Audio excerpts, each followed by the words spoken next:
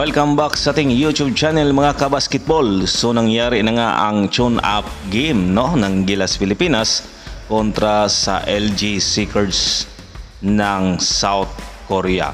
So ito yung pinakaunang tune-up game ng Gilas Pilipinas bago sila lumipad patungo sa China para sa Asian Game.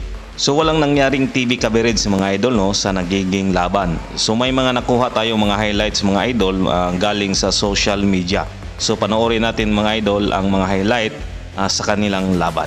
So hindi nakapaglaro yung mga players dito mga idol, yung Pinotrista yung sina Terence Romeo, Mo Tautua, si Jason Perkins at saka si Calvin Abueva mga idol. So nakapaglaro yung mga replacement nila sina Mario Lassiter, Kevin Alas at saka si Arvin Tolentino mga idol At panalo dito ang Gilas Pilipinas mga idol sa score na 81-86.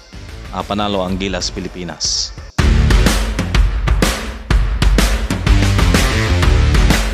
So sa ibang balita naman tayo mga idol natuwa ang Chinese Men's Basketball Association sa pagka-reject ni Terence Romeo, Calvin Abueva, Mo Tautua at saka si Jason Perkins. At ang sabi ni Coach Tim Con mga idol ay inilaban pa rin ng POC sa committee sa Asian Game ang 4 na player para makasali ito sa final lineup ng Gilas Pilipinas.